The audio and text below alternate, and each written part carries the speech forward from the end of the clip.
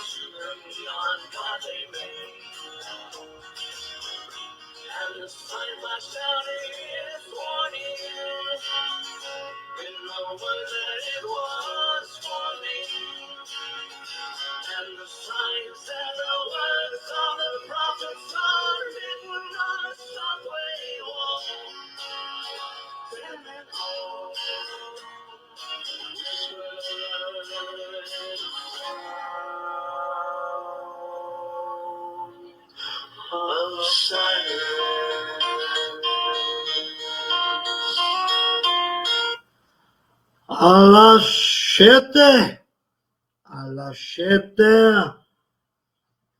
A 7. No. 7:07. 7:07. Alas 7. A 7. Ng mapayapang Miyerkules ng gabi sa ating lahat. Luzon, Visayas, Mindanao. Ang pagmabalik ng ating programang Citizen Crime Watch, Bantay Kalusugan. Ang inyong lingkod, prinsiping ng gagamot. Tayo po ay nandito na naman po para papag-usapan ang lahat na mapatungkol sa kalusugan at sa mga ibang issue sa ating bansa. Luzon, Visayas, Mindanao, mga kababayan, binabati ko po kayo na ngayon po sa inyong hapunan ay may pagkapanatag na sa loobin kayo ngayon. Ibig sabihin, sa mga panahon ngayon, sa mga oras ngayon, sa mga minuto ngayon, ay meron po kayong may panatag or peace of mind. No? Na sana po ay naririnig nyo po ako sa ating programa ngayon sa CCW Bantay Kalusugan. Okay. Mga kababayan, ang binabati namin ng lahat ng membro ng Citizen Crime Watch, ang aming National President na si Jigo Magpantay Jr., aming National Chairman na Attorney Ferdinand Topacio Jr., ang aming mga National Executive Officers, no? Kasama po tayo dyan, no? Sa board, sa national. Ang mga VP Latayan ng Luzon, yung VP Terence na retired colonel yan, no? Ng PNP, ang VP for Visayas. And of course, lastly, ang VP for Mindanao, si King Tumawis, no? Siya po ang ating VP for Mindanao, CCW. Yan, no? Lahat ng ating mga regional directors ng every chapters, no? Start from Region 1 up to Region 13 and BARM region. Lahat ng ating mga regional director, including me, nasa Region 13 po ako. Ako ay naka-concurrent din na CCW na chef national member tayo ng national board, ay tayo rin po ay ayan, may nagpapa-shootout. Tayo rin po ay CCW Regional Director ng Region 13. Good evening, Doc Prince. Mabuhay po kayo. Sabi ni Dante Luna. Salute, CCW Original. Salute, CCW Originals. Ayan, sino ba yun? Hindi ko nakita yun bigla. O, pakiano DJ, si Jehan Serrano. Yan, CCW ng SJDM chapter. Yan, nagpapa-shout out. Siyempre, nabanggit nila yung CCW original. Kasi kami po, yung mga previous member namin, na mga loko-loko, siyempre, gustong magkaroon ng personal interest. Siyempre, may ginagamit sa kapirahan aming organization na 3 decades. Ganyang katagal, more than 30 years na aming organization, ay ginagamit nila sa mga kalukuhan. Kaya sila ay nag-breakaway group. No? Pero of course, minsan babaguhin yung pangalan. International CCW, o kaya CCW International, yung iba naman, Citizen Corruption Watch, yung iba naman, yan, yung mga yan, no? My goodness, gaya-gaya po tumaya yan. Kasi nga, siyempre, may pinagkakapirahan nila. So, marami na tayong nasibak sa CCW. Kasi siyempre, ganyan talaga, pag tumatagal ang organization, matatag ang organization, di mo maiwasan, mayroon talaga may mga personal interest. Kaya nakikiusap kami, lalo na ang aming National President, Jigo Magpantay, na huwag magsawang dalhin ang problema ng CCW. Mahirap na. Ako ay hindi ko kayang hawakan ng CCW. In fact, nasa government din tayo. So sana huwag ka magsawa. Alam ko, pasanin mo. NP, Jigs Magpantay, pasanin mo lahat ng maliit, malaking problema ng CCW. Ganyan po kami. No? Kasi itong organization namin, a volunteer group, we are about more than 1 million. In fact, hindi pa namin na-update yan. Okay? Ganyan po. No? Ganyan ang aming organization. Talagang Nag-ano po tayo, nagtitiis dahil nga po ito po ay volunteer group, no? I mean volunteer organization na NGO po.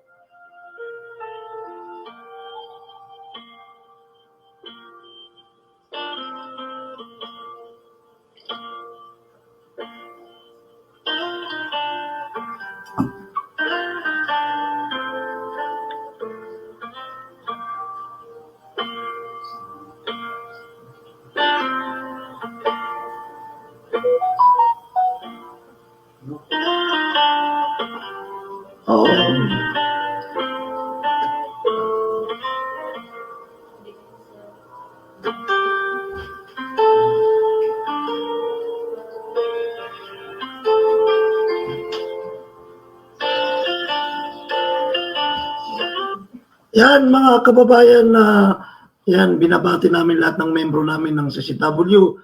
Kayo po ay mga tagabantay, tagamasid ng ating bayan, Luzon, Visayas, Mindanao, mga municipal chapters, city chapters, lalo-lalo na yung nasa grassroots ng aming mga frontliners, nasa mga lansangan, nasa mga checkpoint, kasama natin ang mga PNP. Kami po ay mga force multiplier, aming mga membro sa CCW. Sabihin na tagatulong kami ng ating mga otoridad sa LGU, sa PNP, sa LTO, mayroon din po kaming highway patrol actually. May CCW, na-remind tuloy ako kasi ako po ay nag-finound ko po yung rehab riders, no? Aming mga rehabilitation practitioners, may grupo po kami na nagmomotor, umiikot sa ating bansa para isulong ang anti-illegal drug advocacy. Na-remind tuloy ako, matagal nang meron kaming CCW highway patrol actually, no? Talagang anuin ko rin po yan. Dito sa Mindanao, actually activated na yan. Lalo naming malalakasin, no? Na-remind tuloy ako, meron na po kaming highway patrol na CCW. Mga force multiplier po kami. Ibig sabihin, tumutulong kami dyan sa mga LGUs. Our CCW is already a member of all committee dyan sa mga LGUs. Mga committee on health, committee on peace and order, committee on livelihood. Kasi nga po, we have a seat there. We can sit here, we have may representation ang aming organization bilang isang non-government NGO at saka civic group kasi kailangan po yan. Kailangan merong representative na credible NGO or civic organization or people's organization. Ito po ang aming organization na 3 dekadang namamayagpag, no, sa ating bansa. Ayan, mga kababayan, na-remind tuloy tayo no, sa ating highway patrol.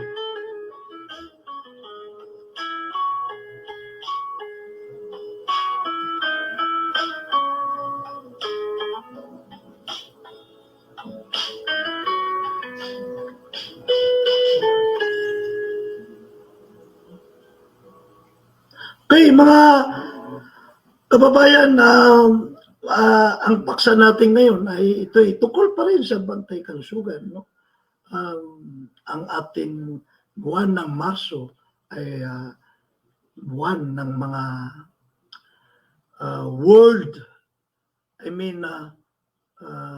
National Women's Month sa Pilipinas, ang Marso, ang buwan ng Marso. International World's Day kanina, di ba? Kanina lang, no? I mean today, March 6 tayo ngayon, no? So, tama, no? Nandito ako sa opisina eh.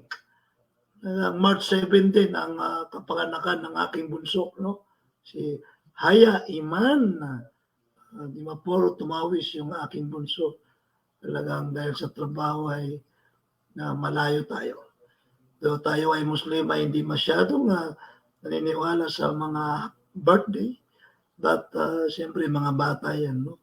So yan, March 7, tomorrow is the birthday of my daughter. Si Haya Iman na di Mapuro tumawis, no?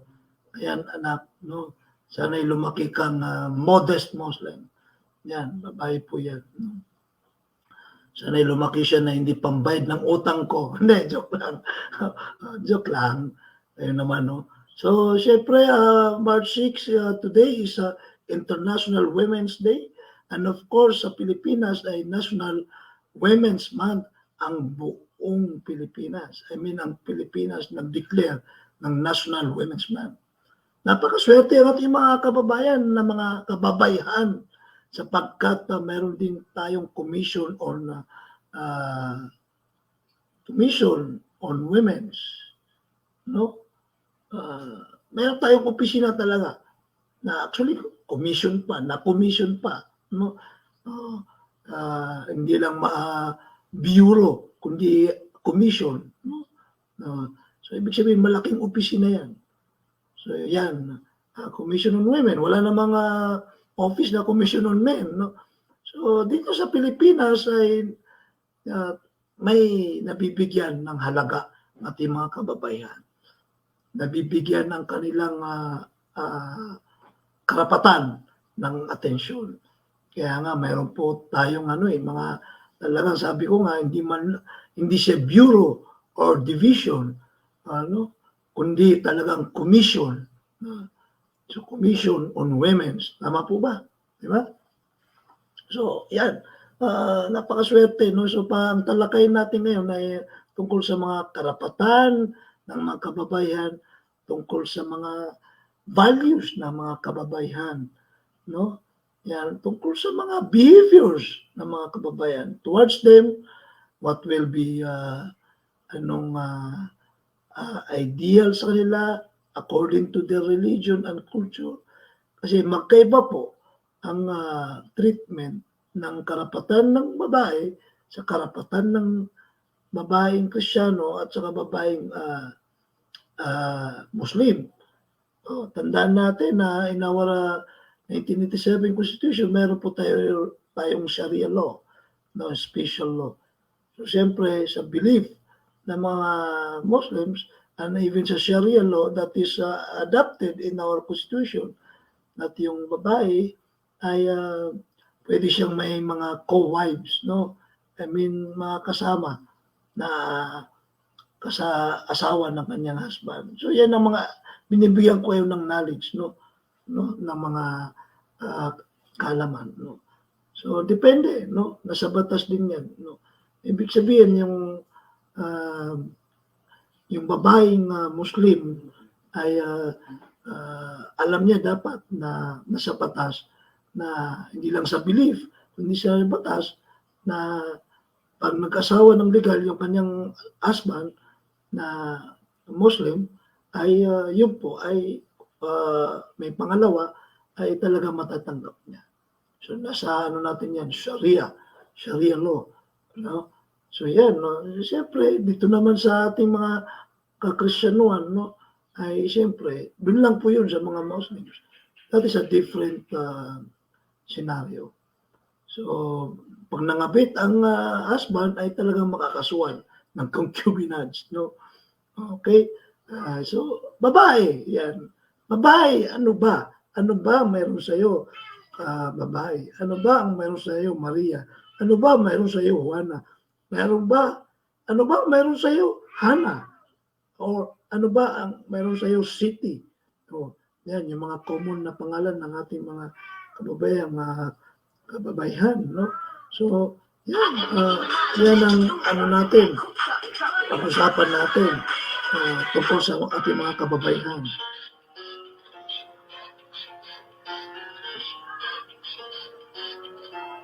It starts with I don't know why. Okay, so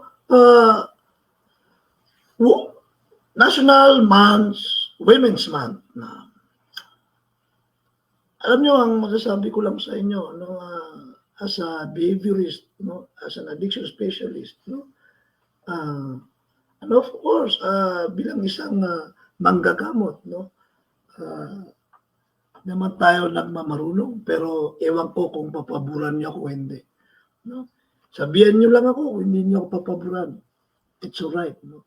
Ito ay mga hindi lang kuro-kuro. No? Ito ay pinapaninindigan kong opinion. No? Ito nga, pwede kong i-share sa inyo na may matututunan tayo. No? No? Tungkol sa mga kababayan. No? Hindi po ito kuro-kuro lang na kung saan-saan lang nakukuha ang idea. Ibig sabihin, chismis. Ito po ay katotohanan na hinahamon ko kayo kung sa tingin nyo ay mali ako. No?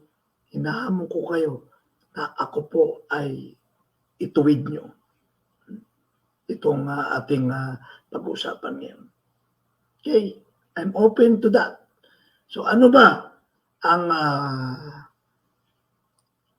sino ba ang pag-uusapan natin? Siyempre ang ating mga kababayan. Okay?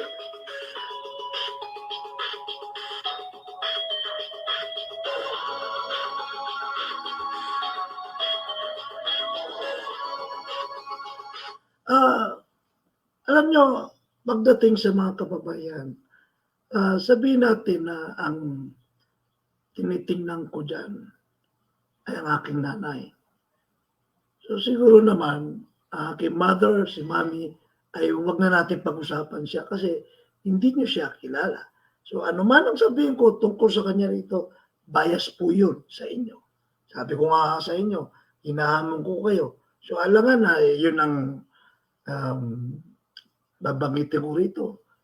Ang pag-usapan natin ang aking mother.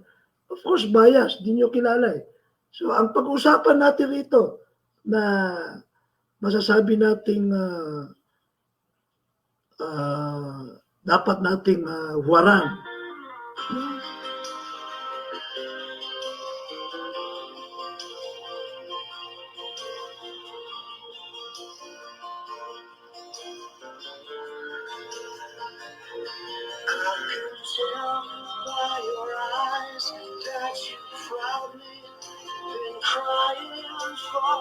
Ang pag-usapan natin na dapat nating yung ideal na Pilipina, huwarang Pilipina, no? Ito na. No? Dahil National Women's Month. Ito, sinabi ko to kanina, just recently, kaninang tanghali, nagkaroon kami ng activity dito sa aming facility sa DOHD TRC Agusan del Sur. Siyempre, nandoon ang ating mga residente, mga staff.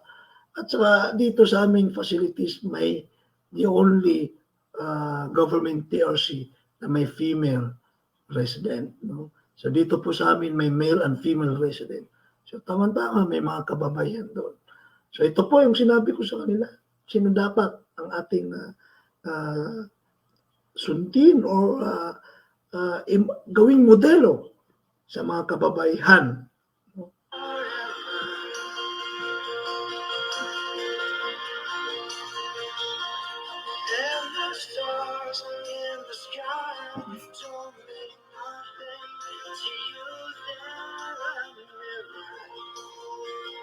Sino ba? Alam niyo po, ito na. Kilala to sa buong mundo. Kahit ang mga South African, kasi may nakita kong movie. I mean, documentary. Documentary talaga. Mga Afrikano sa disyerto dyan sa South Africa. Talagang kilala nila. Nagsasalita sila. Iniidolo din nila. Halos sa buong mundo, kilala na. Who is that person? He is former Senator Manny Pacquiao. Edad ko po yan eh. Kita kami niyan last time, nasa Malacanang tayo, nung in-extend yung martial law sa buong Mindanao. So, nabigyan ako chance na makilala ko siya, mahawakan ko siya. Kilala ko yan si Manny kasi simula umpisa, sinusubaybayan ni Erpat sa blow by blow, no? Boxing. High school pa lang ako. So hindi kami makapanood ng ibang channel kasi yun lang, nakafocus si Daddy dyan sa fight ni Manny Pacquiao. Sinusundan niya, simula nung bata pa, the first fight niya na live dyan sa Channel 7, no? Na blow by blow, napanood po namin yan. Kami magkakapatid. Kasi si Daddy, boxing, avid fan ng boxing. So, nasubaybayan yan, si Manny Pacquiao. Si Manny Pacquiao, kilala sa buong mundo. Naging former senator yan. He is, naging singer pa yan eh. May album yan eh. No, he is even a basketball player, no? Very talented, no? Naging politiko. Ano pa ba ang hindi niya naabot? Siyempre, yumaman yan. That is Manny Pacquiao. Napaka, hindi natin sinasabi na swerte. Kasi mayroon talaga siyang pinaghirapan, pinagtiyagaan. Dami niyang pinagdaanan sa buhay. Kilala yan. So successful siya. Matagumpay siya, mga kababayan, sa kahit anong larangan. No? Lalo na, no? Yumaman na. No? Talagang, siyempre, may pera na eh. Sige nga. Sino bang hindi pa pabor sa akin? So, bakit pinag-uusapan siya? Akala ko, pinag-uusapan natin ay kababayan. Si Manny Pacquiao po, hindi yan nagtagumpay. Kung wala. Kung wala ang dapat nating gawing modelo sa ating mga kababayan, si Jinky Pacquiao. Kalimutan ko yung first name ni Jinky Pacquiao eh. I think Jinky is just a nickname, no? So Jinky Pacquiao is, mayroon siyang twin eh. So simula umpisa ni Manny Pacquiao, ilang beses nang naipalabas sa mga pelikula, yung buhay niya, pati dyan sa mga magpakailanman, naipalabas din dyan eh. Ilang beses na eh. Kasi matagal ng champion, 8th Division Championship, World Champion, si Manny Pacquiao. May downfall siya, tapos raos na naman. So, Jinky Pacquiao from the very beginning, may itsura siya, pasensya na kay Manny, hindi kagwapuan, pero si Jinky may itsura eh. No, may itsura talaga. Yung itsura niya ngayon eh, hindi mo pwede masabi na overhaul yan kasi maganda talaga siya, may itsura siya. Pero sa pagkakataon na siya, I think sales lady siya noon eh. Naligawan siya ni Manny Pacquiao, naging girlfriend ni Manny Pacquiao.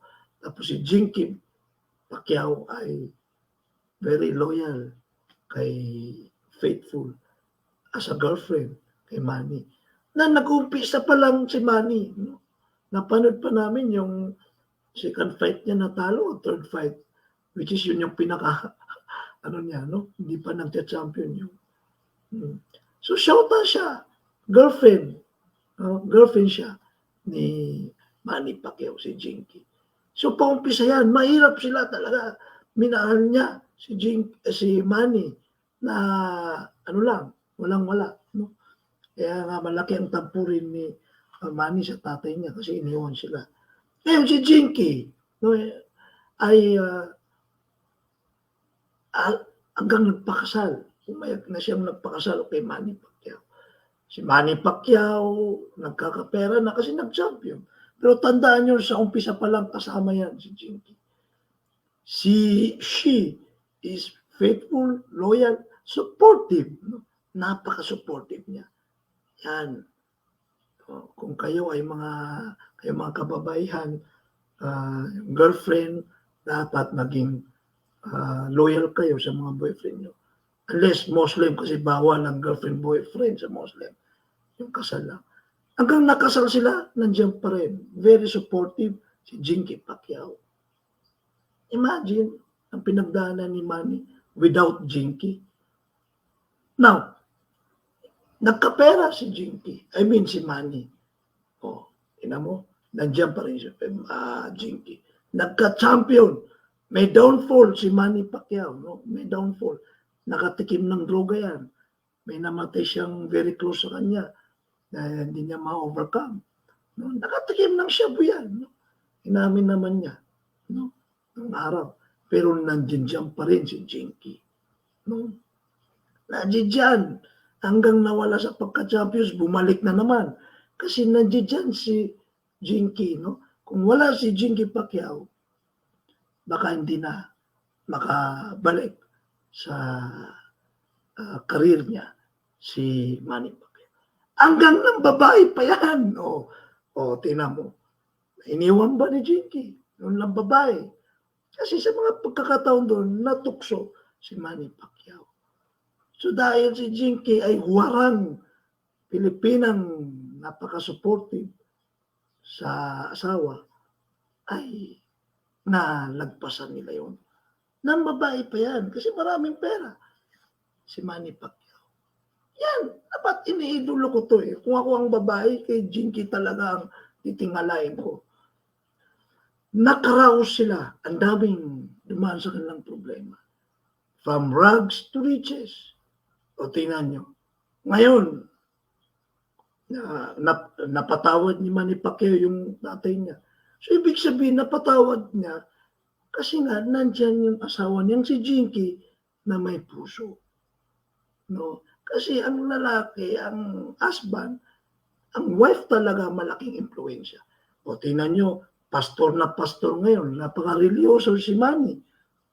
Bakit? Because of the influence of his wife, which is yang si Madam Jinky.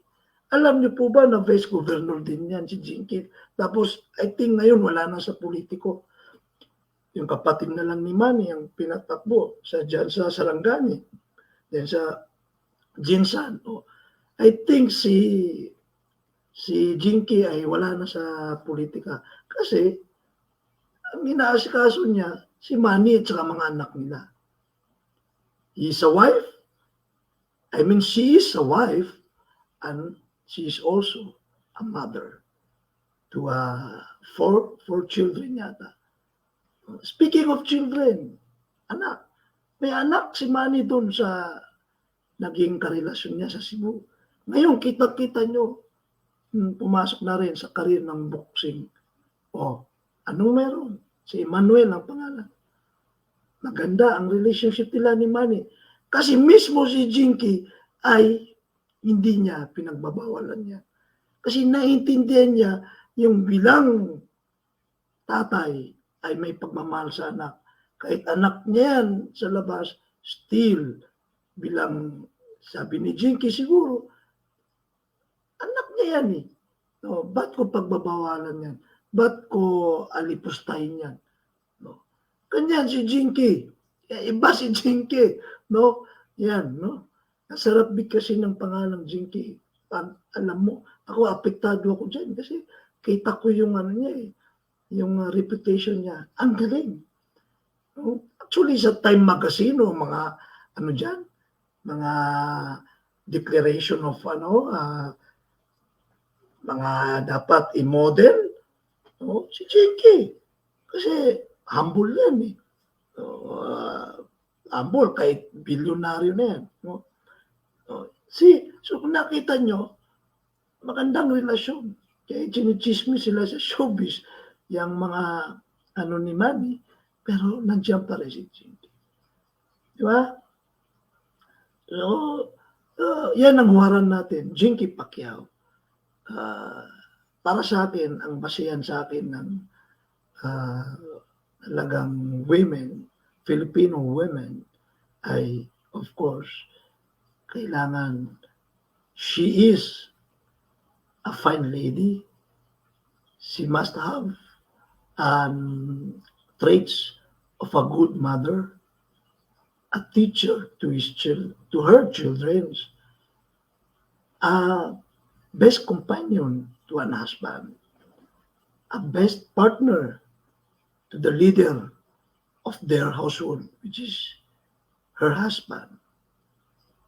It's very supportive. No? Yan ang huwaran. Yes, marami tayong mga kababaihan na nagtagumpay. Marami. Marami tayong mga kilalang nagtagumpay. na mga kababayan. Miriam Defensor, yung mga iba, wala pang asawa, wag ko lang banggitin, no? Pero sa akin lang, si Jinky Pacquiao kasi, she started from rags to riches, tapos namin pinagdaanan, tapos siya ay, hindi siya single. She's married to a napakasikat na world famous, no? Na kaya naging world famous yun because we must admit it that we may admit that the credit will be half of it, the good deeds and good blessings of Manny Pacquiao is half of it. Galing yan kay 50-50 lang sila kay Jinky Pacquiao. Kasi hindi maabot ni Manny Pacquiao yan kung wala si Jinky Pacquiao. Ayan. Fan na fan ako ni Jinky which is true. Inaral ko inanalyze ko Ito lang talaga. Ito, sabi ko nga, ito dapat magkaroon ng limelight sa Time Magazine kasi dapat ito ang yung mga writer, no? Ito ang dapat na hinahanap ng mga bibigyan ng scoop para maraming matutunan ng mga readers o mga taga-subaybay. Pag dyan na pag nilagay natin si Jinky Pacquiao. So nagtagumpay yan. No? So inaamon ko kayo kung mali ako. No? So siya talaga dumaan sa paghihirap, naging mother siya, naging may mga anak siya. No? Yan. So tingnan mo, naging politiko siya tapos umalis siya sa politics ngayon. She used to be a vice governor sa Sarangani yata. No? So I think sana hindi na kumandidato yan. No? Kasi in fact, tingnan nyo. Siyempre, saan nanggaling ang si Manny naman talaga kaya ang mga Pacquiao family they've been very nagtagumpay sila, no? Very successful. Si Rogelio, Governor Rogelio Sarangani, pati dyan sa city of Jinsan, no? Mga Pacquiao yan, no? Pero kung si Jinky Pacquiao ay sakim yan, sasabihin niya kay Manny, huwag mo patakbuhin yung kapatid mo, huwag mo patakbuhin na sa politiko ang sister-in-law mo, ang ipag ko, kako, sabi ni Jinky. Kaso wala sa kanya yun Hindi siya makasarili. No? Inuunan niya yung mga pamilya nila, no? Yung sinishare nila, mga blessing nila, no? So ito yung ating t-shirt, no? Ayan. Agendang kababayhan tungo sa kaunlaran. Yan yung last year So I think may bago ngayon yung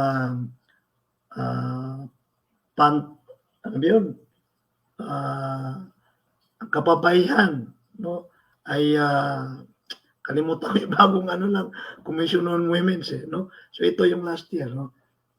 So yan, si Jinky Pacquiao, napakahalaga po na pag-usapan natin ang mga karapatan ng kababayan, ang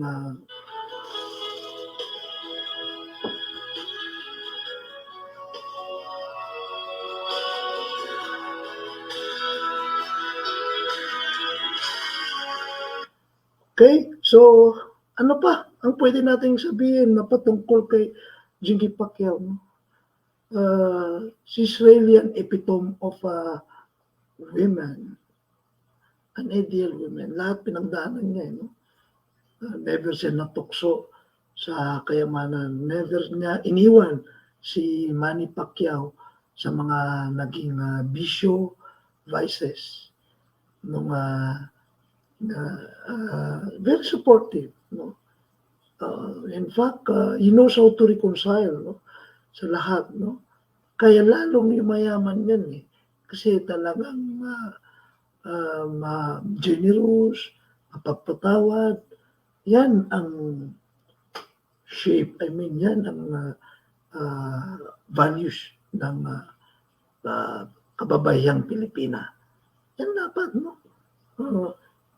Ngayon, mali siya sa politics, no? Kasi pwede naman siyang tumulong na wala sa politics, no? Kasi, as I've said, she used to be a vice governor, no? So, ang galing, no? Ang galing talaga, no? Siyempre siguro, yung mga anak niya ngayon. Kasi kailangan yung mga anak mo. Wala na siyang kailangan, di ba?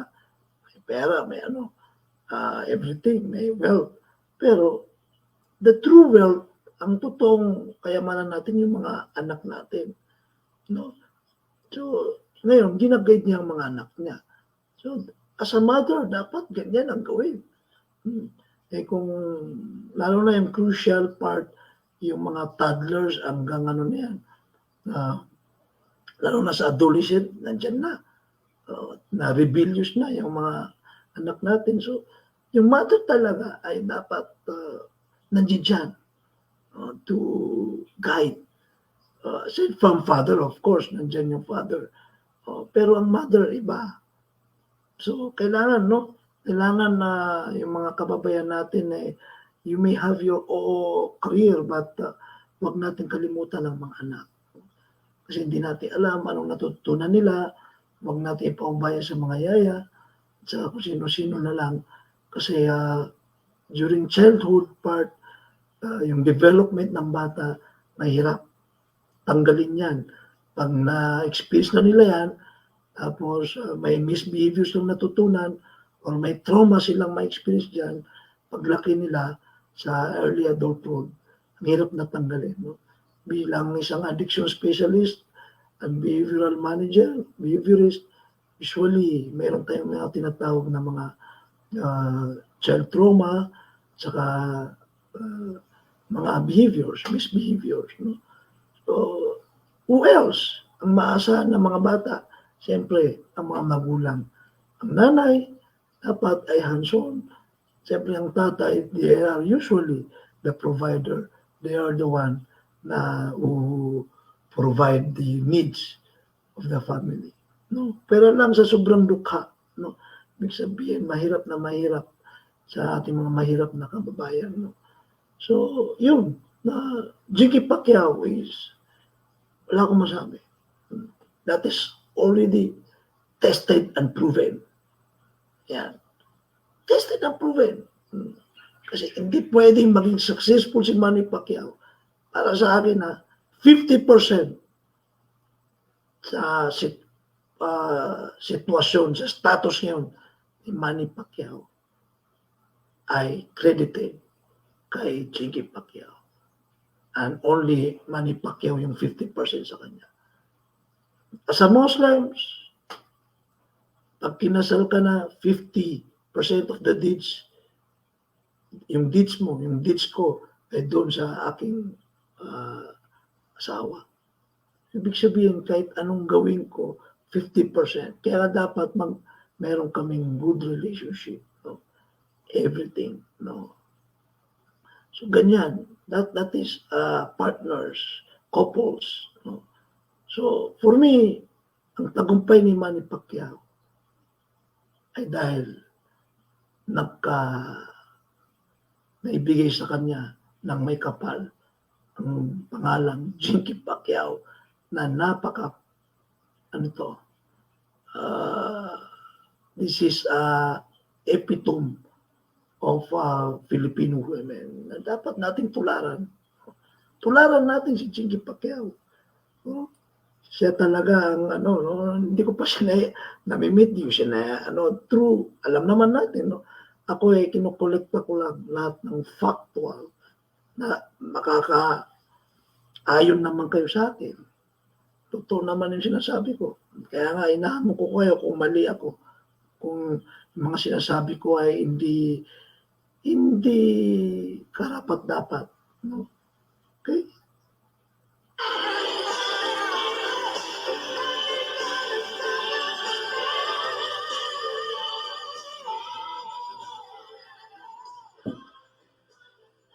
Okay, so yan ang world, International Women's Day today. March 6 at saka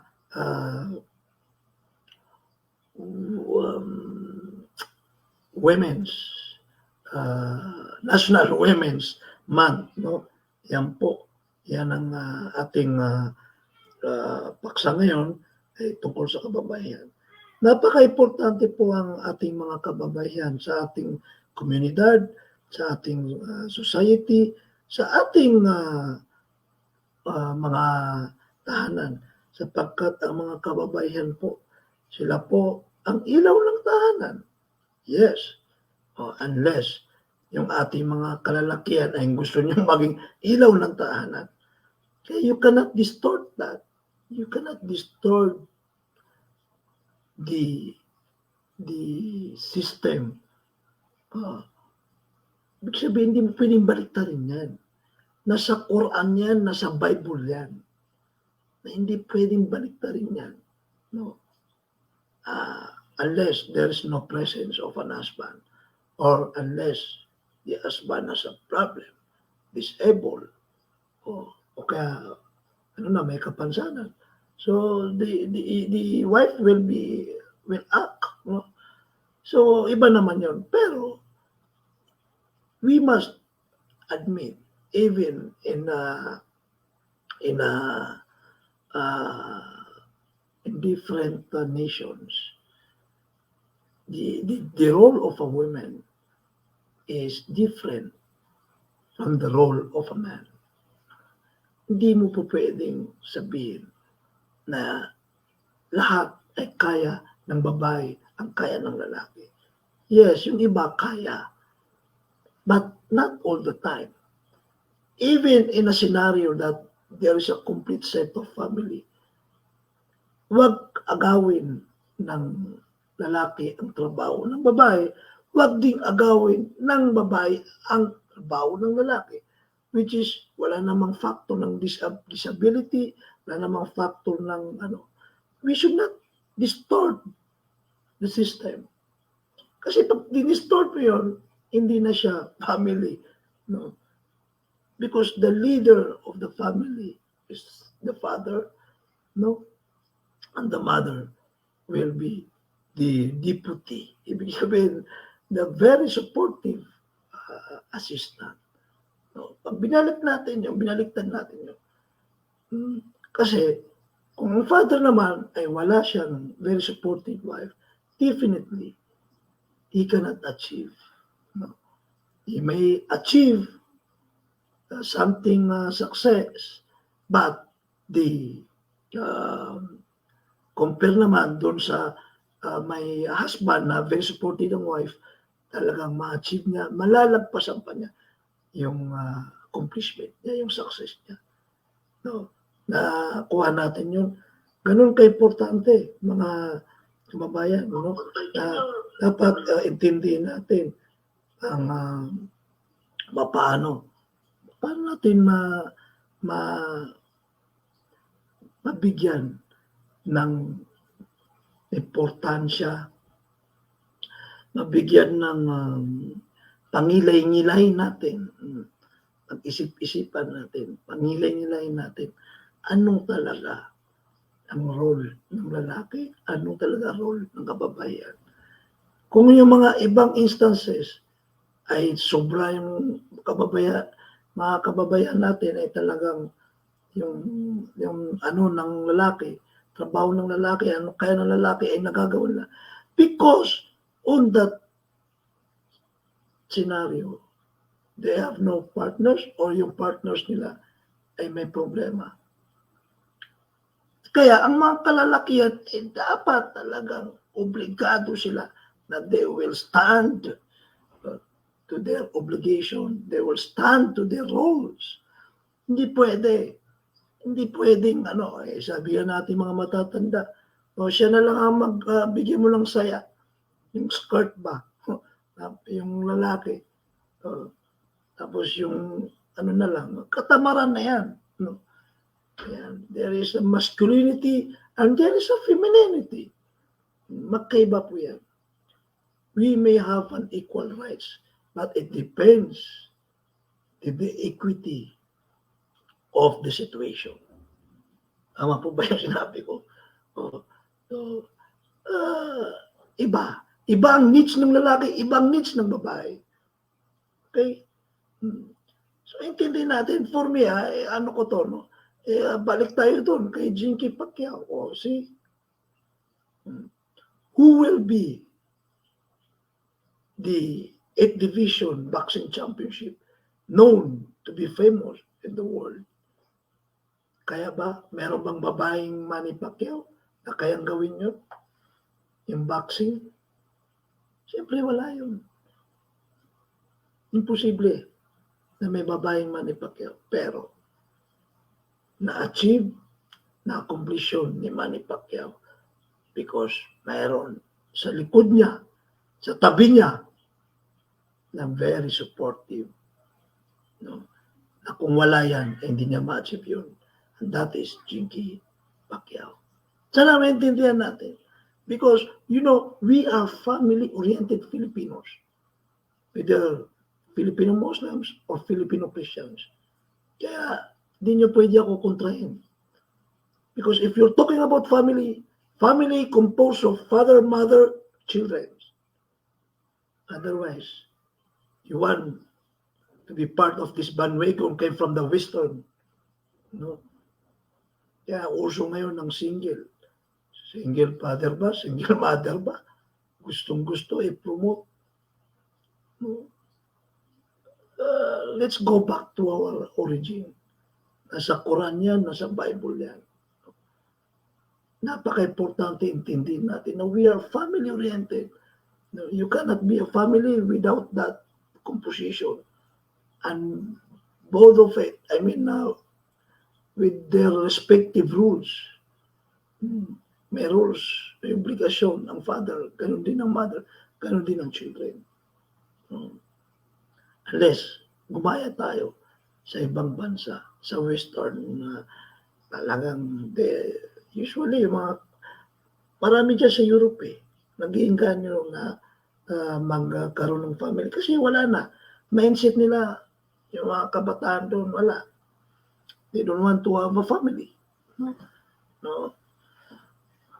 Wala. Nung lumilit ang population nila. Kaya huwag tayong magtaka. Kasi tayo dito sa Pilipinas, pakaswerte natin. Kasi family-oriented tayo. So in a family, the role of a mother, even the role of a daughter, and the role of a sister is essential to a family. They are usually the heart. Imagine kayo yung heart. My goodness, dapat matuwa kayo mga kababayan. No. Ang mga kababayan natin ay as simple as they will use in a right purpose ang kanilang femininity. Ang kanilang pagiging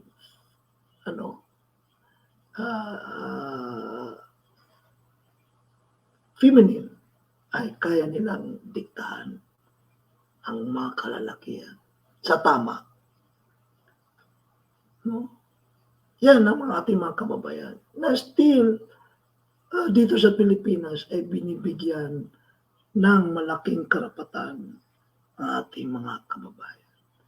Philippine Commission on Women, isang komisyon na opisina. Ginawang komisyon yan. Katapat niya ang komisyon on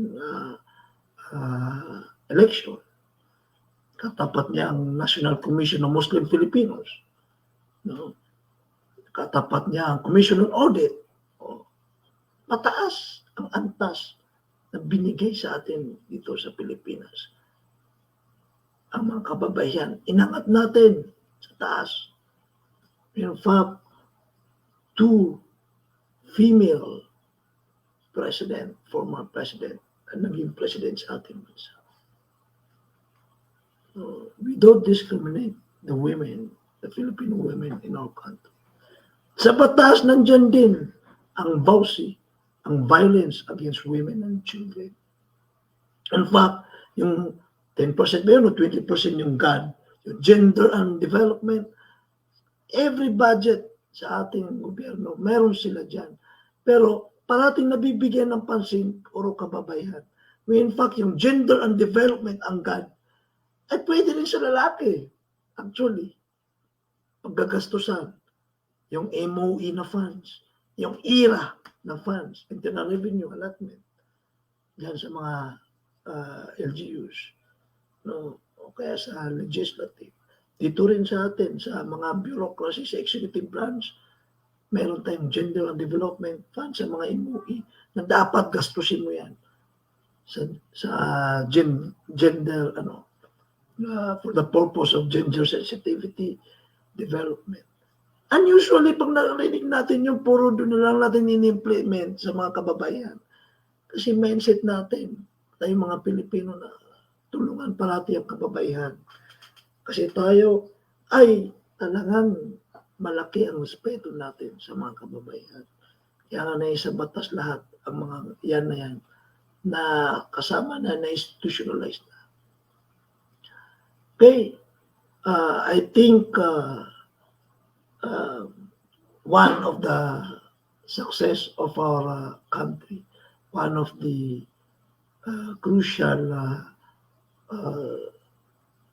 or maybe a factor, the success of our country through economic development ng ating mga kababayan. Unang-una, mas marami sila sa bilangan. Ibig sabihin, when it comes to population, marami po ang ating mga kababayan. Ako po ay doktor. Nung intern pa lang ako, pag na-rotate ako sa pediatrics department, pag nanganganak yung mga mothers, kita ko mas marami parati mga kababayan na sanggol sa mga kalalakihan. And even you can go to National Statistics Office, mas marami talaga ang kababayan natin. So if kung marami yan, the majority, in fact, yung mga kalalakihan pa, karamihan pa dyan, nagiging binabae, no? So just kidding, no? Kidding aside. But I'm trying to say, kung mas marami yan, majority sila. They have a voice. They have a power, actually. Kaya kapag election, yung mga politiko natin masyadong binibibi o binibigyan ng pansin ang mga kababayan. Yung mga politiko natin parati may pagmana sa kababayan. Kasi pagdating ng eleksyon, ayan,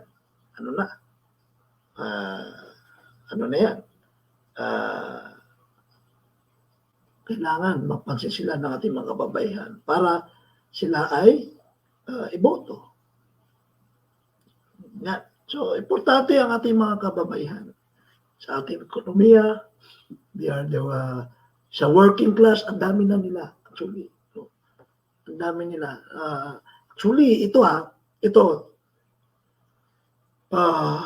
correct me if I'm wrong. Ito naman. Ito mga ko to. Parati ko napapansin. Today, in our era, ang mga kababayan, iba yung dati ang panahon ng tulad ng parents ko, iba yung ngayon. Nakita ko na to.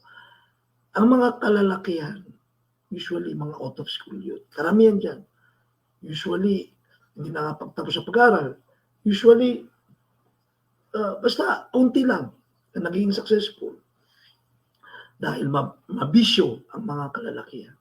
Dahil gusto nila barkada, usually ang masisipag mag-aral mga kababayan. Ang ating mga kababayan ang masisipag.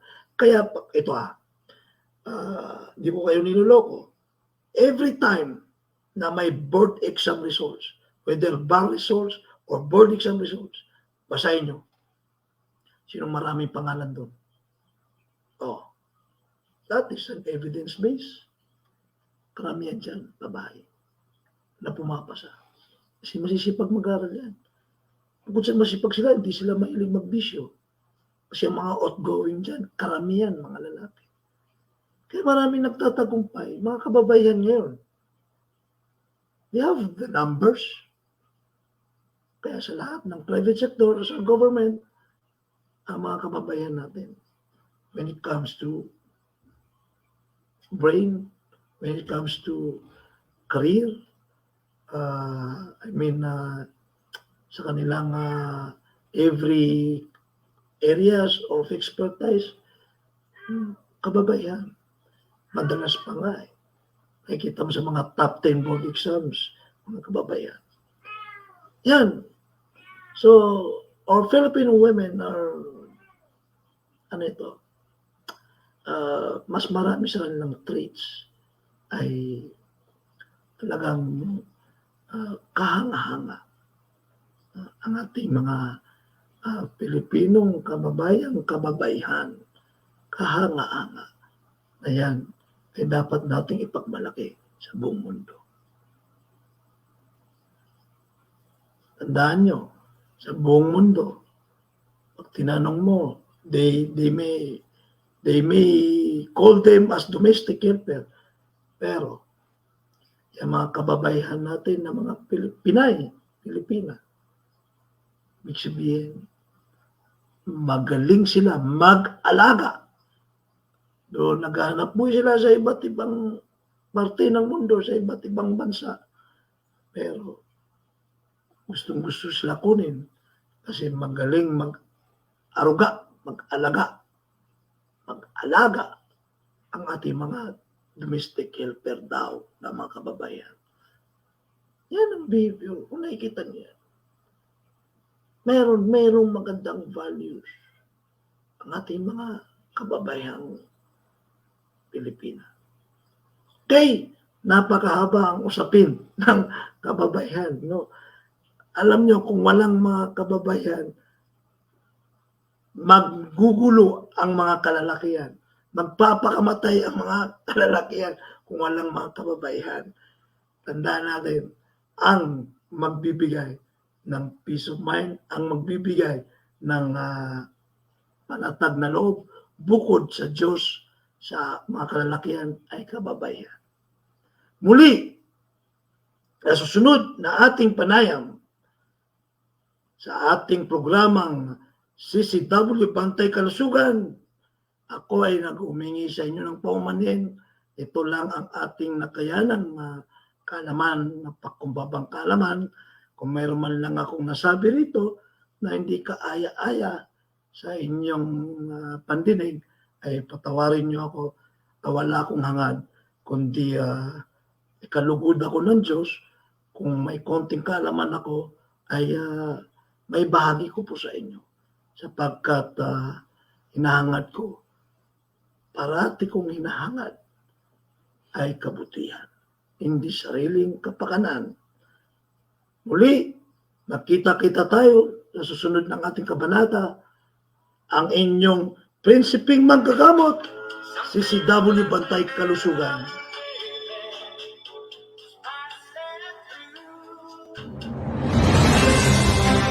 Live from Quezon City, Philippines. Your news, current affairs, and public service channel, Margo TV Philippines. Live